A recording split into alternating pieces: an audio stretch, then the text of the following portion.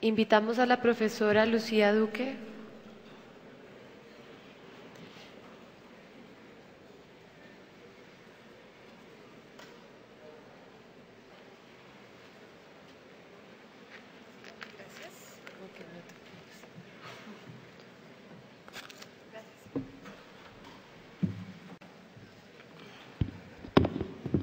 Bueno, muy buenos días a todos. Continuamos entonces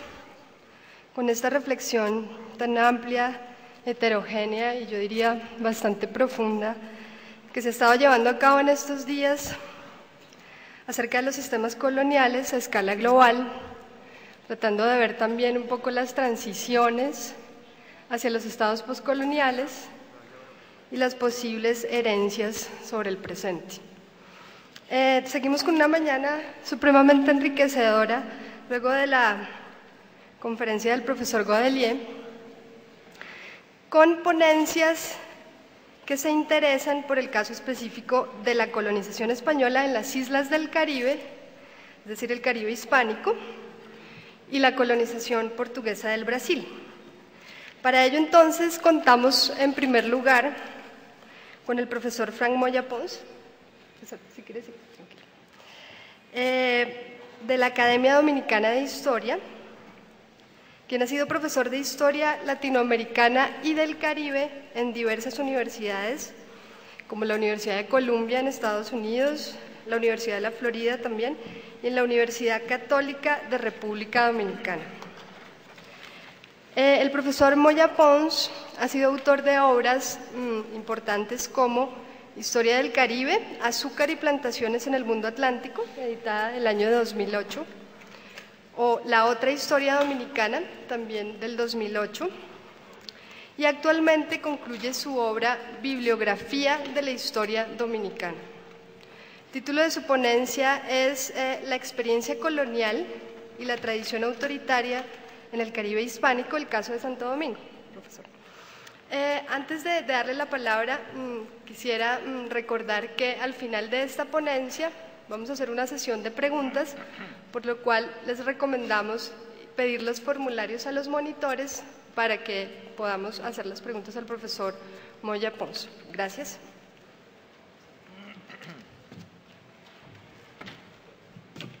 Muchas gracias. Señoras y señores, querido Heraclio Bonilla, que no lo veo, gracias por esta invitación a compartir con todos ustedes algunas reflexiones sobre, más que la experiencia colonial en Santo Domingo, que es larga, un fenómeno que yo he observado en la transición de la colonia a la república, que hace de Santo Domingo, yo diría, un caso de persistencia colonial. Porque Santo Domingo, de todas las colonias españolas en América, yo creo que es la única que después de ser república quiso volver a ser colonia española y lo logró. Pero ese proceso, ese periodo entre colonia y colonia, está marcado por una transición republicana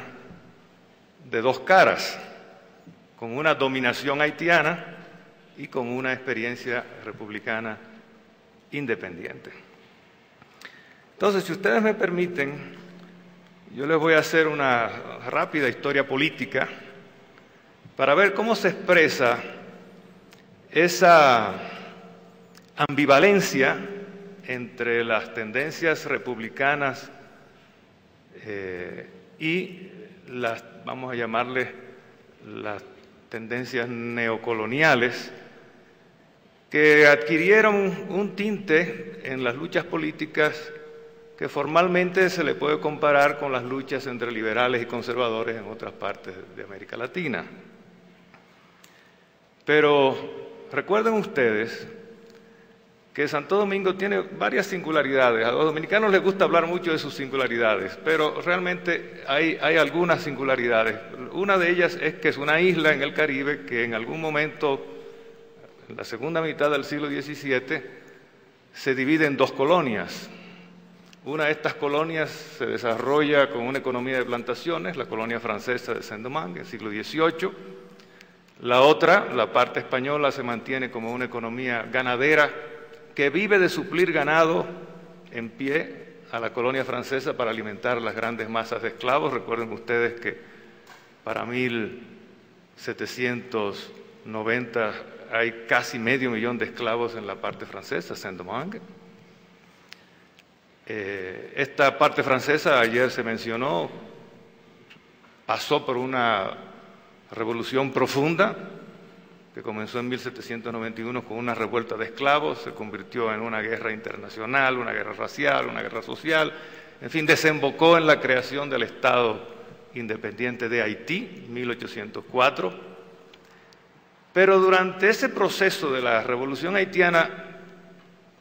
hay también un telón de fondo que es la Revolución Francesa, una guerra entre la España monárquica y la Francia revolucionaria que produce la cesión de Santo Domingo a Francia en 1795, la cual no se ejecuta inmediatamente, o sea, el gobierno francés no toma posesión porque el gobierno revolucionario francés le pide al gobierno español que no le entregue esas tropas hasta que ellos no tengan fuerzas armadas blancas que puedan tomar posesión de la parte española. Esas fuerzas armadas fueron enviadas en 1802, la famosa expedición del cuñado de Napoleón, comandada por el cuñado de Napoleón, Leclerc, fracasó aparatosamente, fueron casi 60.000 soldados y marinos los que fueron enviados a deponer a los revolucionarios haitianos, no lo lograron, perdieron 52.000 hombres, pero perdieron la parte occidental, Saint-Domingue, que se convierte en Haití, pero retienen la parte española, que formalmente había sido cedida a Francia 8 años antes. Entonces tenemos una primera singularidad y es que donde había una colonia francesa, ahora hay un Estado independiente, en este año 1804 y 1805, y donde había una colonia española, ahora hay una colonia francesa, gobernada por una guarnición militar relativamente escasa, pero que logra imponer el orden. Los haitianos tratan de conquistar esta parte, no pueden, una invasión en 1805, y hay una gran emigración de dominico-españoles que no quieren vivir bajo el gobierno francés. Y ese periodo se conoce como la Era de Francia en Santo Domingo, y este gobierno hace crisis con la invasión napoleónica, en que los hacendados criollos dominico-españoles que no habían querido emigrar para no abandonar sus propiedades, pero que ellos eran descendientes de familias que habían estado luchando durante todo el siglo XVIII contra los franceses por el control de las tierras fronterizas. Hacían comercio, pero se disputaban el control de la isla y habían desarrollado un nacionalismo colonial español que los hacía llamarse dominicanos, pero dominicanos como los más fieles vasallos de su majestad católica, etcétera, etcétera. Esto es, ellos en competencia con algunos otros colonos de América reclamaban ser los más hispánicos de los españoles de las Indias, además porque reivindicaban que era la más antigua colonia, los más católicos, etcétera, etcétera. Bueno, la invasión de Napoleón produce una reacción y una gran indignación entre algunos de estos hacendados que tienen bastante prestancia social, y ellos deciden que así como los españoles están luchando contra los franceses en la península, ellos deben patrióticamente expulsar a los españoles de Santo Domingo. Se agencian la ayuda del gobernador de Puerto Rico, quien les da 400 fusiles, le manda unos cuantos hombres, les da dinero y se produce un levantamiento armado, y ese levantamiento lleva a una a una guerra que se le llama la Guerra de la Reconquista, que comenzó en noviembre de 1808 y concluyó cuando finalmente toman control de la ciudad de Santo Domingo, después de un cerco de varios meses, y la expulsión de los franceses en julio de 1809. Hay una junta en el interín, en diciembre, que discute qué hacer, porque ellos tenían control de todo el país menos de la ciudad de Santo Domingo, y el consenso fue mayoritario volver a la soberanía española. Así que se reconquistó Santo Domingo para España. A este líder militar se le nombró gobernador y capitán general, murió poco tiempo después, enviaron gobernadores, vinieron algunos de la península.